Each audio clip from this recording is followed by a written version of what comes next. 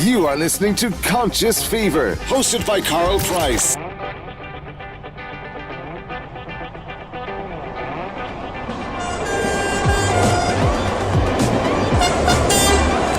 Ladies and gentlemen, the moment you've been waiting for. So listen responsibly.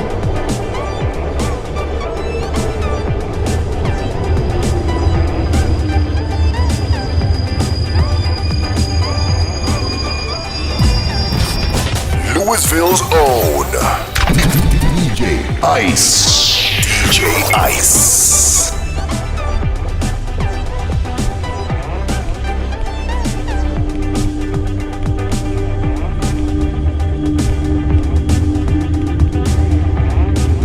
You are listening to Conscious Fever, hosted by Carl Price.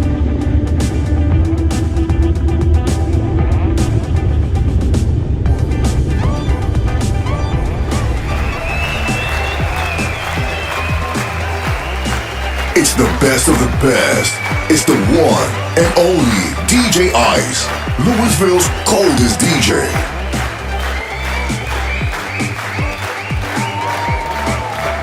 Ladies and gentlemen, the moment you've been waiting for. So listen responsibly.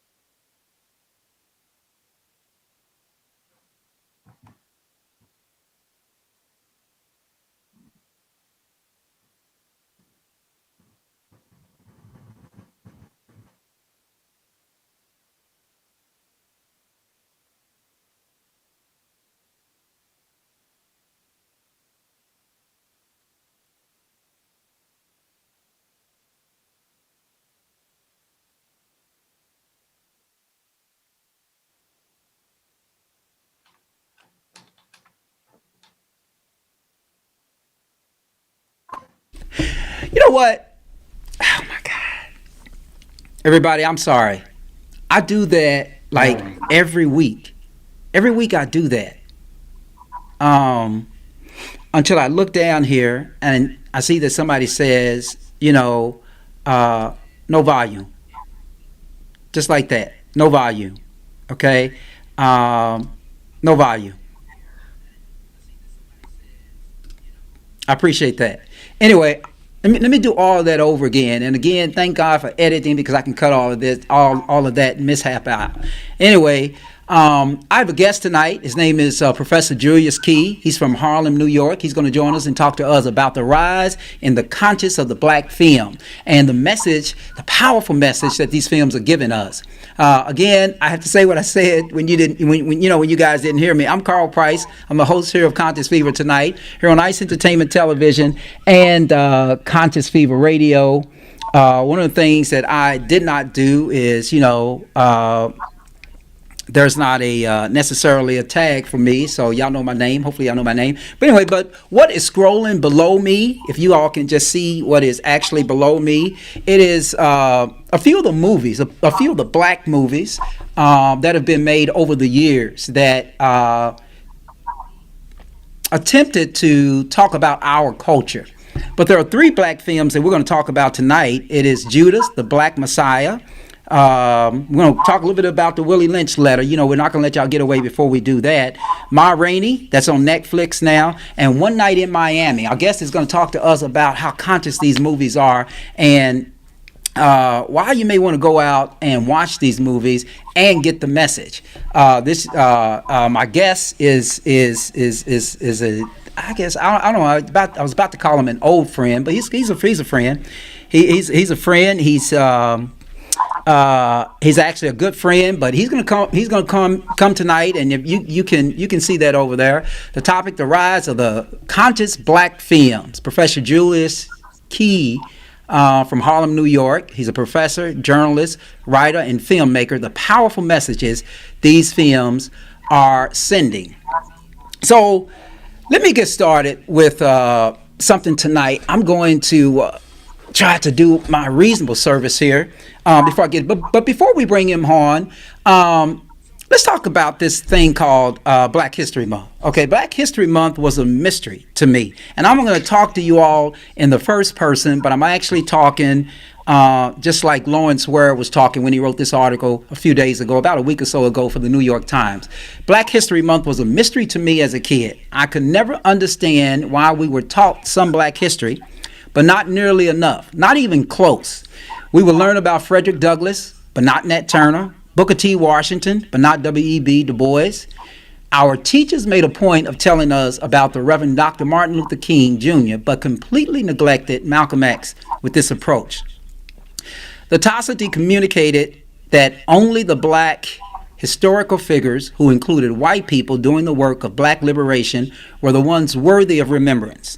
This was especially true when it came, of course, to black radicals, the Panthers, who were important to my community when I was growing up. And the Black Power movement were never part of the narrative at school. The same can be said of Hollywood. Hollywood has long told black stories from the perspective of white people.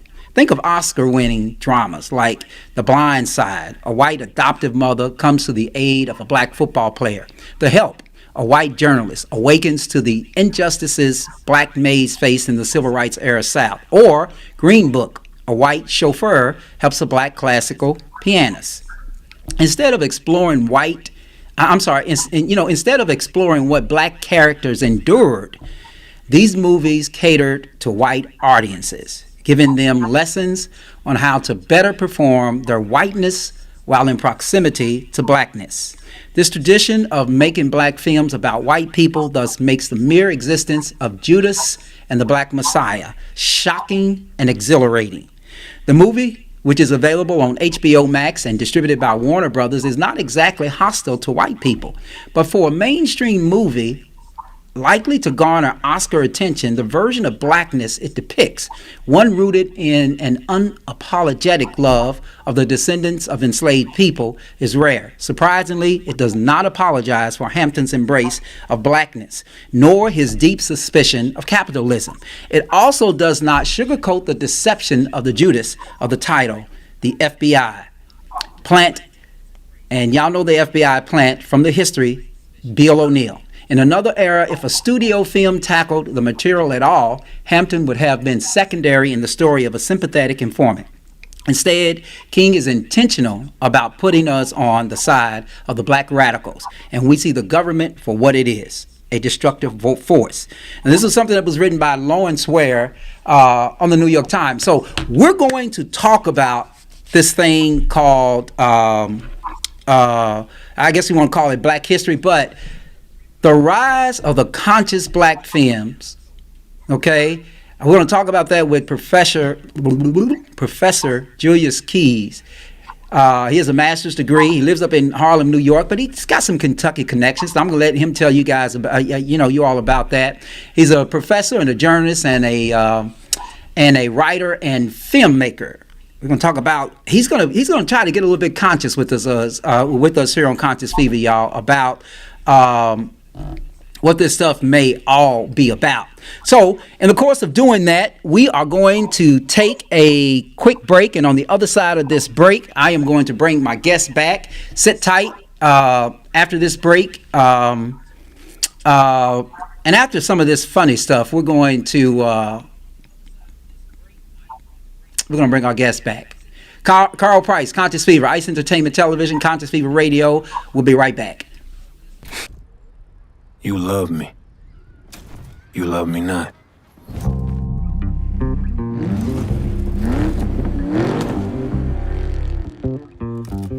You love black culture, but do you love me? You love how I sound, my voice, these beats, this flow. Not me though, right? You love how I look, my hair, this skin. But me, nah. We don't get to exist. We're forced to survive. We still fight. We still play while the world burns. On fields that ain't even level. All men are created equal.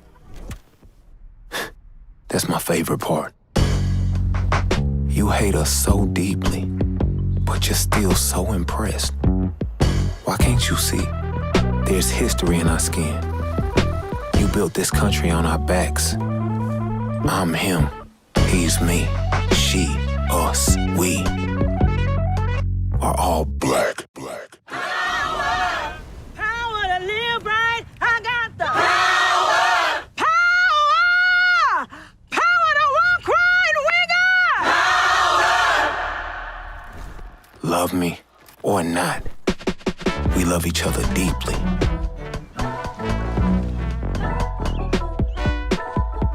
We gon' be us.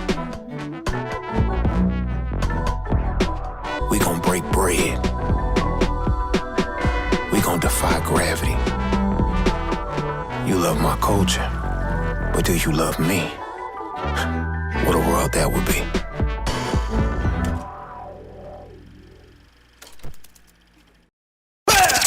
And we are back with more Conscious Fever, hosted by Carl Price Esquire. Hey, welcome back to Conscious Fever here on Ice Entertainment Television and Conscious Fever Radio. I am Carl Price, your host, here in cold Louisville, Kentucky. Tonight we're talking about black films, and this explosion of what we see. My guest tonight is Professor Julius Key. I think we showed him, and with the banner earlier. So I'm going to bring him in, and we're going to just get down to talking about this. Brother Keys, how you doing, my friend? I'm doing fine, brother, and thank you. You hear me well. I was impressed with your graphics as you came on, and that you began your show. Very Okay, great. I don't know if you're freezing there, Julius, but and I don't mean freezing cold. Yeah, I mean freezing from the connection. But in any case, so let's talk about this. Let's. I don't know which one of you want to talk about. I want to talk about the Willie Lynch letter. I know you're a professor, and I want you to tell us a little bit about. Talk to us a little bit about the Willie Lynch letters. Now we know, and I don't think it really takes a lot for us to really realize this, but we know, the history behind the Willie Lynch thing, and I was actually trying to bring it in, and then I couldn't. For some reason, I couldn't. Anyway, still not letting me bring it in. But in any case, Willie Lynch. Talk to us about Willie Lynch. Willie Lynch. Tell us who is Willie Lynch first of all. Okay, Willie Lynch was. First, I want to put this on. Willie Lynch is allegedly, and I bet this historians have made some comments because of the etymology of some of the language that's used, that the letter is not real. But the realest fake letter I've ever read. Now, what I do want to say, Willie Lynch, slave owner, British West Indies. And as I was telling my class today, as we were studying class today, he came into Virginia to teach slave owners how to keep from losing their stock and how to maintain their slaves for the next 300 years. And so that's 1712. So essentially, you're talking to 2012. So essentially, what it said was that have exhibit differences between their skin tone, young blacks, older blacks, females, hair. And as you know, Brother Carl, we have an issue with dark skin, light skin, coarse hair, fine hair. There's so much issues that we have in our community that we can actually trace back to this letter. And he said that if used properly, it would keep black people in a situation where we are constantly fighting amongst ourselves and under the control of white society 100 years. So from 1712 to approximately 2012, that's 300 years. Wow. And I think that if you look at the condition of us, we're still in this conundrum. I remember when I was growing up, they said, if you're white, you're all right. If you're yellow, you're mellow. If you're brown, stick around. But if you're black, get back. Wow. Okay. And our sisters and brothers have issues with our, this good hair, bad hair syndrome we've got in our community. You know what I'm talking about. And there was a fraternity, neither of our fraternities, fraternity that has something called the paper bag test, where they said that if your skin tone was darker than a paper bag, you couldn't get in. You know what I'm talking about. I'm not going to name the fraternity, but what I'm talking about. Okay. So we've been sickened by this foolishness. And I Right. think So that, here's the thing. So this is, yes, sir. Oh, I'm sorry. So Professor Key, here's the thing. You talked about the coarse hair, you talked about the straight hair, you talked about the brown skin, you're talking about the paper bag and the association with a particular fraternity. Is all of that a byproduct of the Willie Lynch syndrome? I don't know if I want to call it a syndrome or the Willie Lynch letters. Well, I'm going to say as much, Brother Carl. It came from somewhere. Okay, you said it came from somewhere. I would say that certainly, and I'll say certainly, like for example, in the Howard Zinn book that I think is a really, really good book, he talks about how slave owners had to make distinction among the slaves for matters of control. Willie Lynch syndrome control. And whether this is a real or fake letter, one thing we can't argue, characteristics are indicative of our. Now, in the 50s and 60s, when James Brown said, hey, we had the Black is Beautiful, then, soon after that, we went back to that list of, us thinking, Black, you get back, and we got to get the BMW, and we lost that in the 70s, 80s, and we've been picking it up somewhat, but it wasn't obviously like it was in the 1960s and 50s when we had many conscious people that were fighting for maintaining low Black consciousness. Right. So one of the things, and I'm gonna take the screen back from you here just a second. But one of the things I think that that I find extremely interesting is this idea of what we're seeing in the Black film industry today. As you notice, the introduction that I made, Professor Key talked about the powerfulness of Judah, the Black Messiah, right? It talks about how powerful that movie is. Yes. Because the movie is directed, it is a movie that embraces Black people. It's not one of the movies from back in the day where you had to have, for instance, just as the article talked about, right? You when you turned on and saw a Black actor or Black actress, then there was there was something like the Green Mile.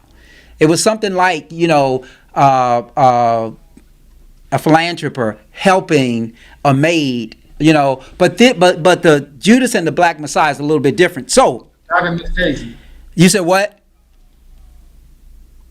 Driving Miss Daisy. Yeah, and Driving Miss Daisies and all those films. So anyway, so I want you to talk about Academy Award over Do the Right Thing.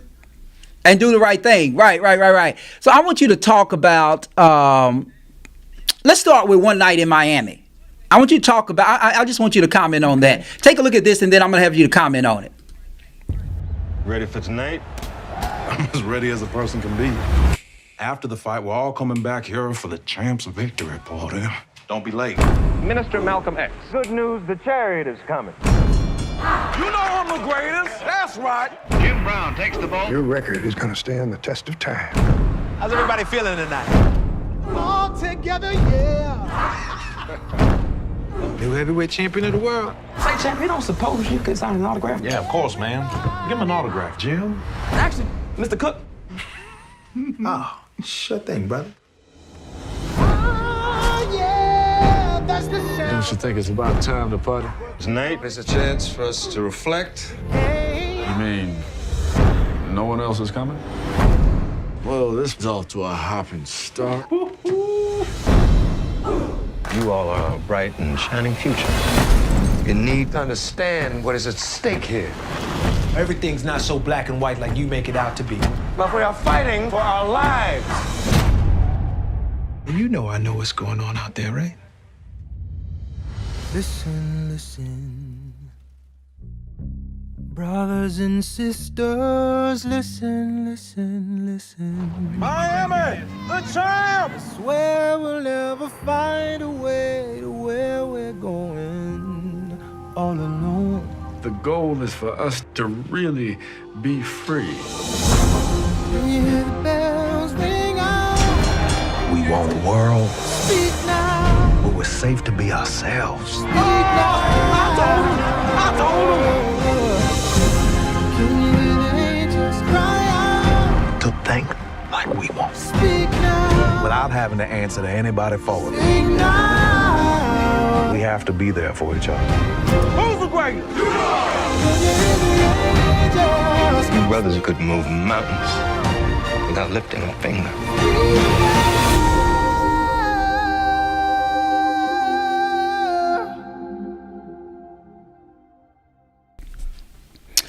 All right. Okay, so let's talk about this. Let me get, man, I'm getting old, need some glasses. Anyway, so Professor Key, where do we find the consciousness and what is the message in One Night in Miami? Well, what you have is four iconic individuals who are discussing Black culture, the future of what we have to do after one of the greatest and victories ever by an athlete.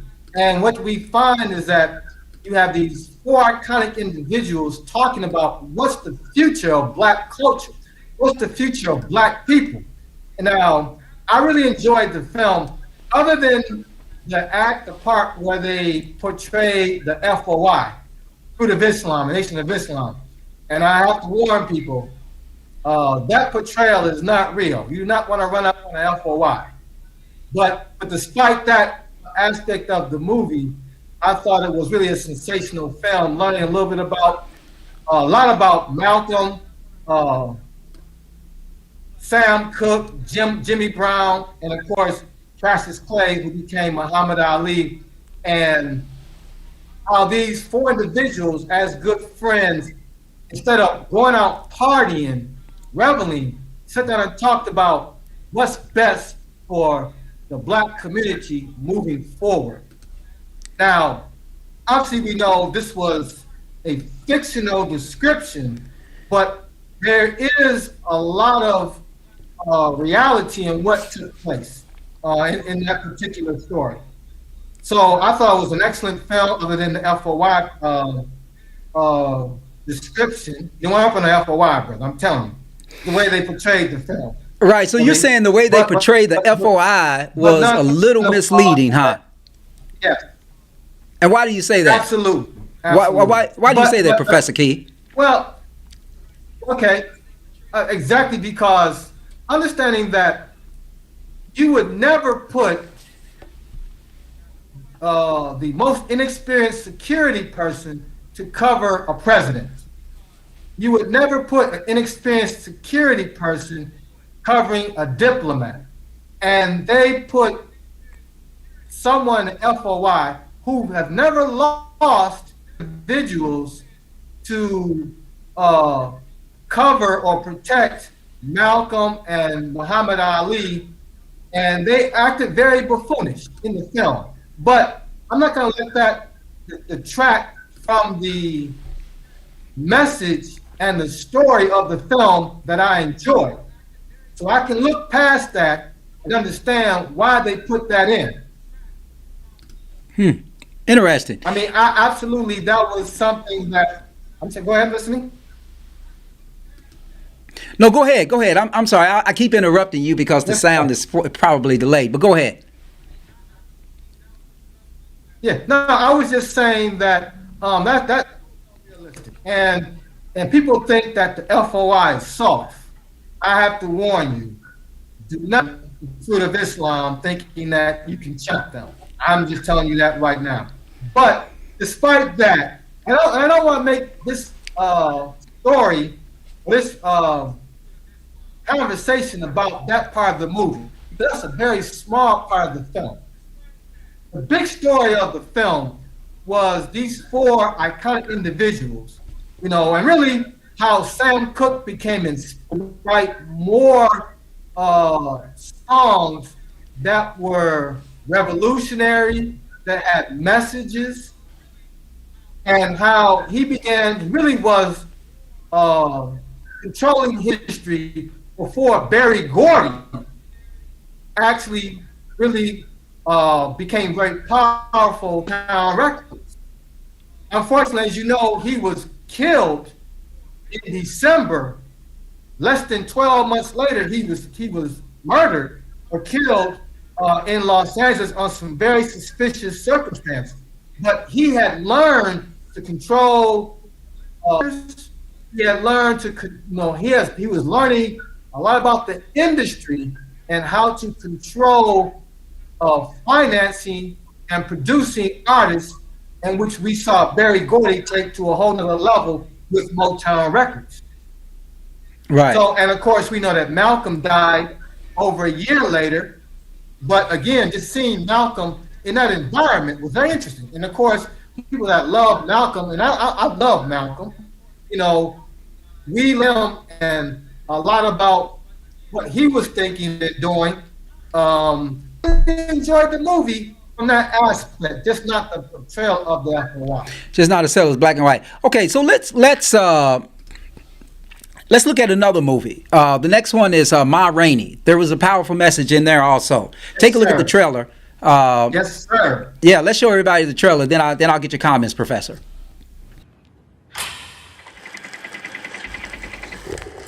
A one, a two, a you know what to do. This would be an empty world without the blues. I try to take that emptiness and fill it up with something.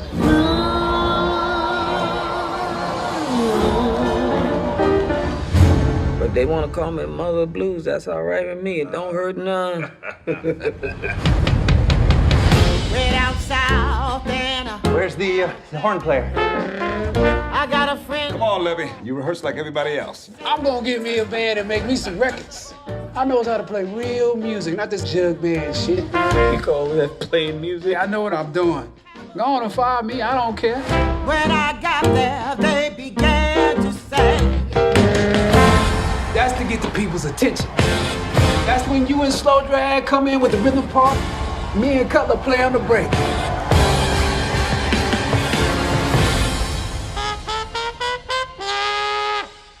Levy, the sooner you understand it ain't what you say, it's what Ma said to count. We'll be ready to go in 15 minutes. We'll be ready to go when Madam says we're ready to go, and that's the way it go around here.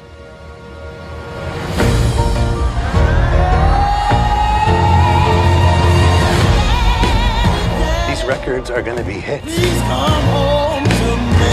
Every colored man in the world got to do his part. I'm gonna tell the white man just what he can do.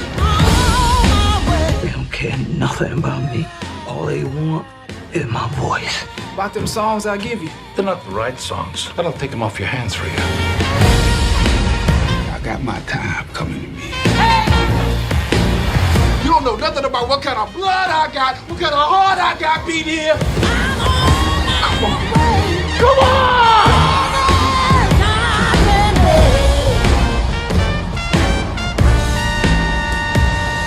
Wonderful. We got that boy. Good session, Mom. We got ourselves a winner. All right, the last movie that Chadwick Boseman filmed before his death. Yeah. It's tough to watch. Well, he gave a great performance. Give us your assessment of that, Professor Key. Where's the powerful conscious message in Ma Rainey? Okay. I want to say this first of all. One night in Miami, and I'm going to jump to that real quickly, is that two of the most iconic individuals were both taught by the Honorable Elijah Muhammad. So I think people are to understand the power of what that man's message was in training Malcolm and Muhammad Ali. We know the greatness that Muhammad Ali aspired to in his fight against the United States government and not going to the war. So I want to make that point. I think people are getting to realize what truly powerful individual he was in his actions in training these people. Now, on to, I really love this film, and I have to go back to a book that I know about, The Art of War by Sun Tzu. And I think that the writer and the director, George Wolfe, really went back to the roots of that particular story. And I have to, this aspect, Ma Rainey, she understood as an art of war that if you know yourself and your enemy, then you have to worry about the outcome in the battle. However, if you only know yourself and you do not know your opponent, you will win some, but you will also take losses. And if you don't know yourself nor your opponent, then more often than not, your outcome will not be successful. Ma Rainey clearly understood her talents and who she was dealing with. And she absolutely made sure that everything that she wanted, she got. No pretense that these people had any love or respect for who she was. She was just a dollar bill. So before she signed any contract or did anything, she did how I want. Chadwick Boseman's character, great talent, but did not understand whom he was dealing with. And in his actions and the film, he wound up selling a lot of his songs for about $25. And at the end of the movie, his songs were then being re-recorded by a white that later, as we get the notion, made thousands of dollars off of his songs while he had sold his masters because he knew his talent, but did not know whom he was dealing with. So the interesting thing about the interesting thing, Professor, then about Ma Rainey, and I'm listening to what you're saying, is how you connected to the age-old book, The Art of War. Yes, sir. And how intelligent she was, because that's what the art of war teaches us, right? It teaches us that you're going to be successful if you know yourself and you know your enemy. The failure to know yourself, the failure to know your enemy is a guarantee that you're going to fail. Knowing yourself and not knowing your enemy, you might be okay, right? And somehow you made that analysis and applied the art of war with Ma Rainey because of the way, because of the charismatic person that she was. Absolutely, Brother Carl. She understood exactly that these people had love or respect, and she made that very plain. Sure that she got everything taken care of, and she even got family members in position to be successful. Okay. The Chadwick Boseman character, who had a lot of skill, but did not understand the actions of the people whom he was dealing with. The people whom he was dealing with were people that were and were only using them for their abilities. And Ma Rainey was under no pretense of what was going on. This character throughout the film kept saying, Mr. So-and-so is going to take care. So-and-so is going to take, not understanding that useful long as you're necessary. Right. Okay. Interesting stuff. So the last movie. And that goes along with Sun Tzu. Yes, I'm sorry. Yeah. So the last movie here is Judah.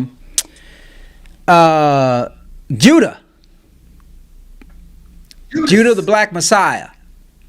Let's take a look at the trailer of Judah the Black Messiah, yes, and then I'm going to invite your comments. I want to share something with you.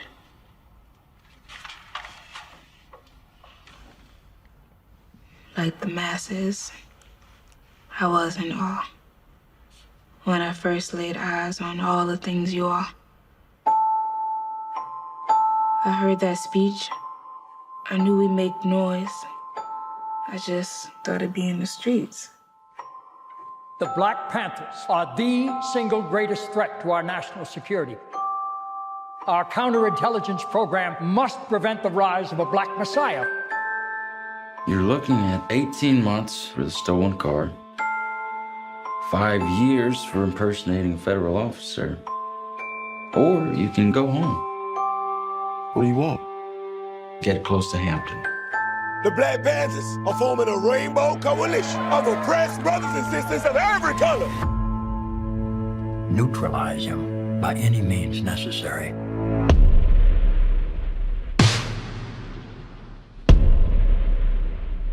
America's on fire right now. And until that fire is extinguished, nothing else means a damn thing. Imagine what we could accomplish together. We can heal this whole city. You ain't tell me it was gonna be like this. These ain't no terrorists. We got a rat, man. Does anybody else know about me? No one knows your identity. Are you sure? We educate, we nurture, we feed, and we lobby. Perhaps we're here for more than just war with these bodies. We scream, and we shout, and we live by this anthem. But it's power to the people really worth their ransom. When I dedicated my life to people, I dedicated my life. You get to go out there and talk about dying a revolutionary death because you don't have another person growing inside your body.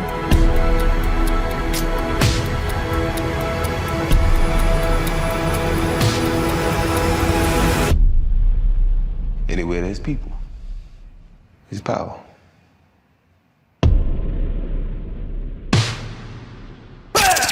And we are back with more Conscious Fever, hosted by Carl Price Esquire. All right. Okay, so powerful. Just the trailer itself is powerful. right?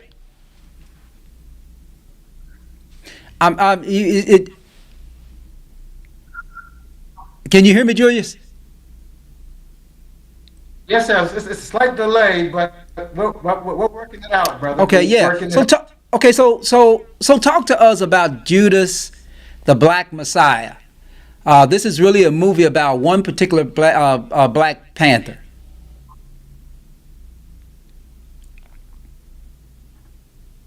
Yes, sir. You know, one of my favorite, I love this film.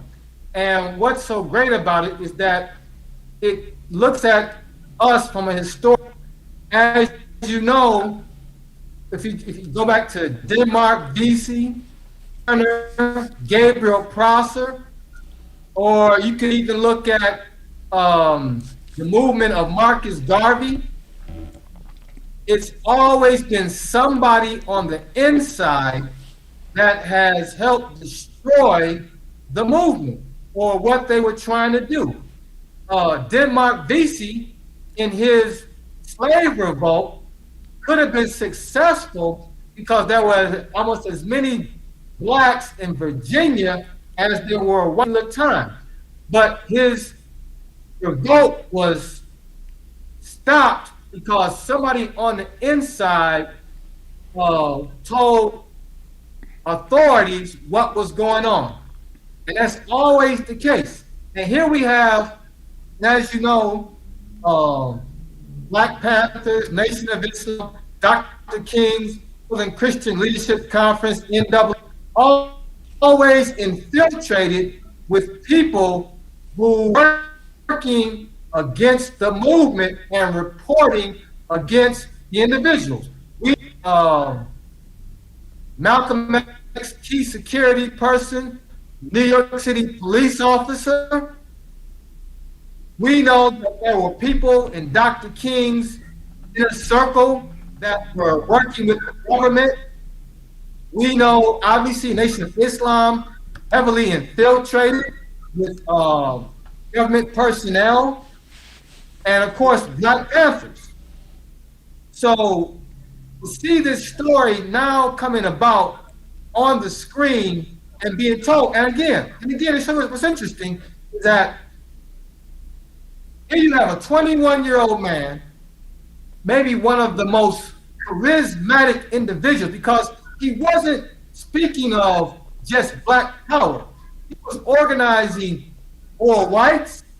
He was organizing those Asians, and he was saying, we the proletariat need to fight against the bull or the people who are oppressing us.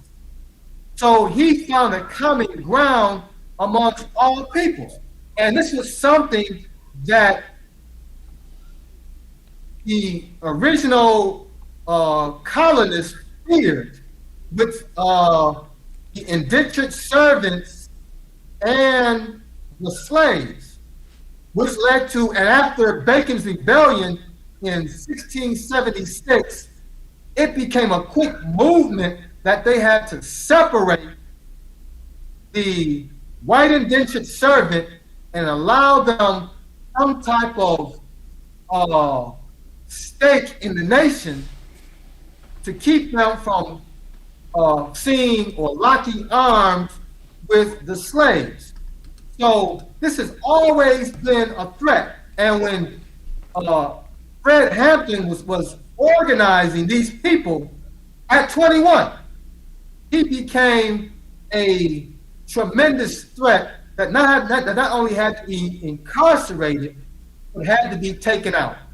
So I think that when we study this film, we can look at from a historical standpoint that this has been the great hindrance that has kept many of our organizations from moving forward and really stopped our liberation as a people. Oh, powerful film, brother. I mean, I love this film. Yeah. And I thought, myself, Nate, also, I haven't seen the whole film, but for obvious reasons, the film strikes a chord. I think it strikes a chord. Were the chord strikes? Who knows? But so any of you all out there who have not yet taken advantage of the opportunity, because it just started showing, right, Professor? Yes, so sir. any of you all who have not had the opportunity to look at it, please do on HBO Max. And I've got to finish watching it. But powerful stuff, powerful stuff. Why do you think, Professor, that we are seeing these roles of black conscious films?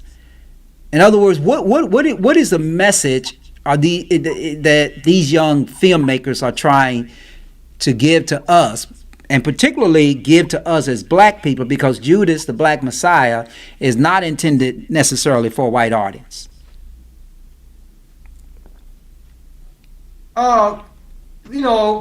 Possibly, but I think that one of the things is many people thought that the Black Panthers were a terrorist organization, and I think that with another perspective, so it can be that many whites can learn from.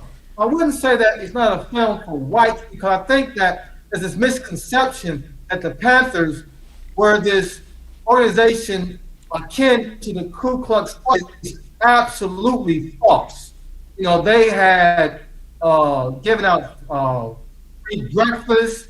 They were healthcare, schools, trying to protect the community and enlighten people on the level of police brutality that was going on. Now, why are there so many new films coming about?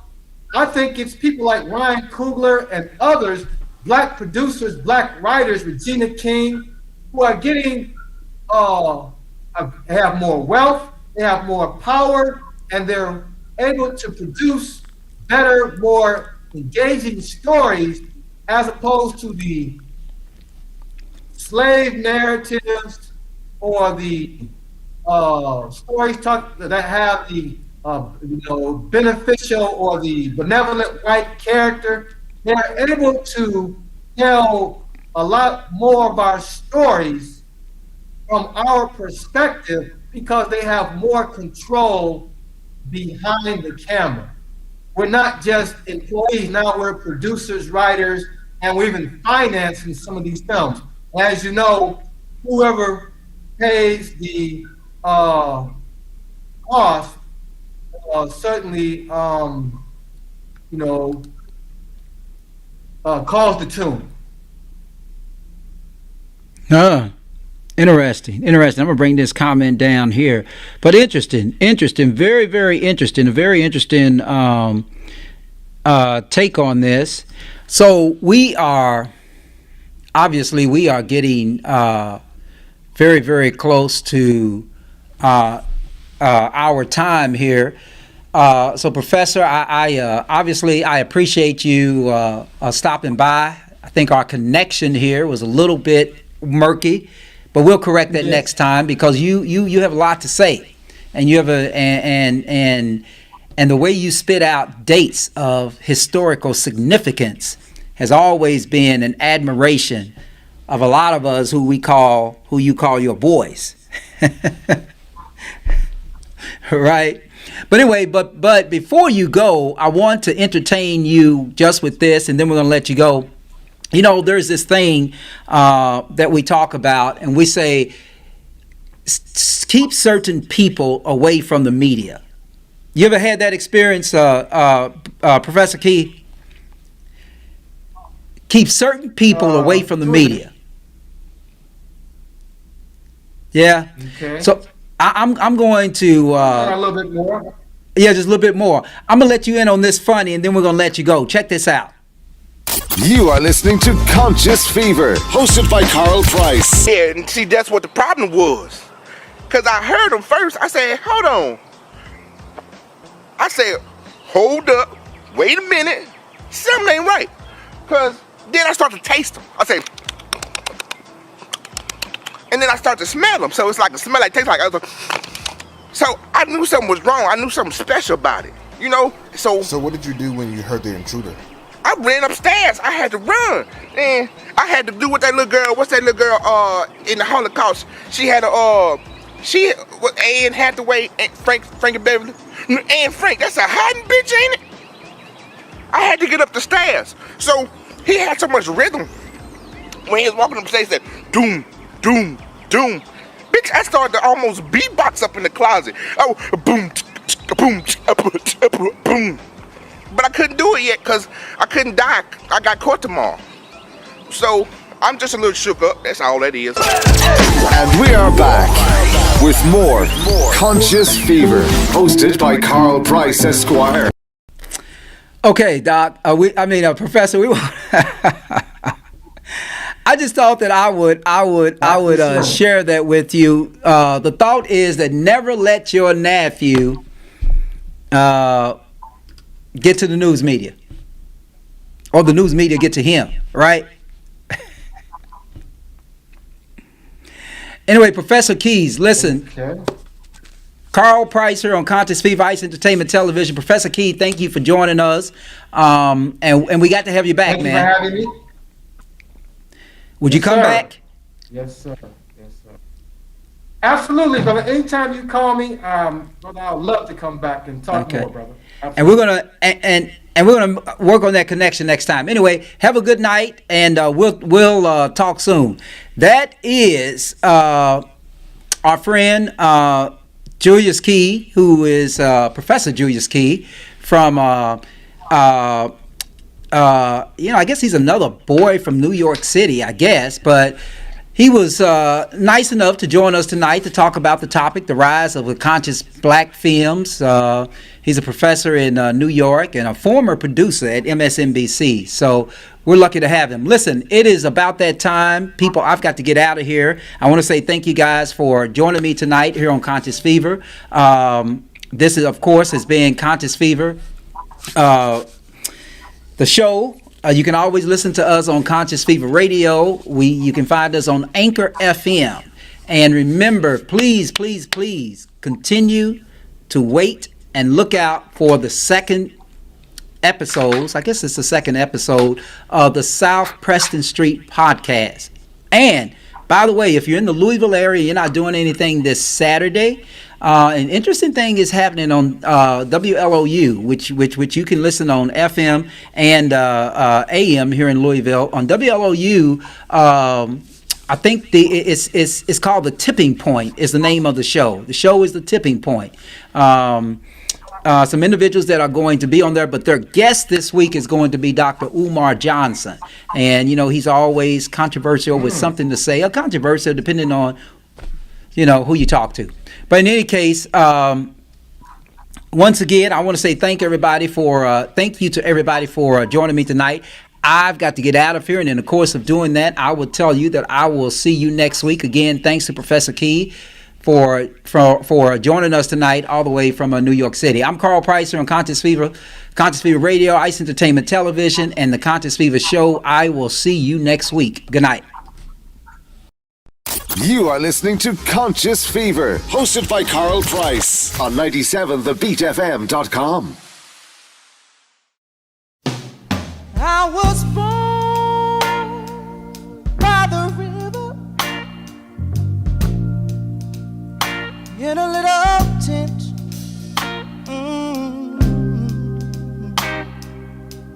Like the river I've been running ever since. It's been a long time coming, but I know a change gonna come. Oh yes it will.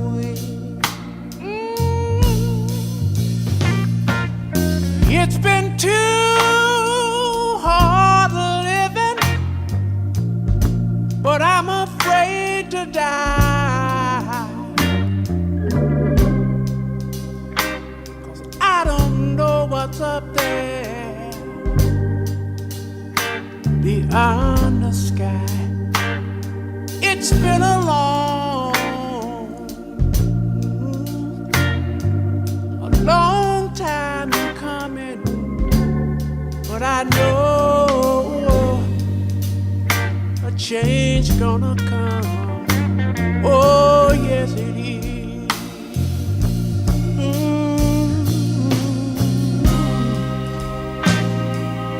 Then I go to my brother.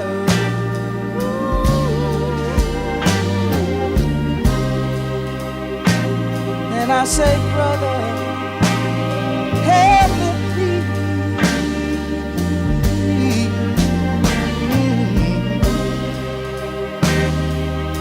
But he wind up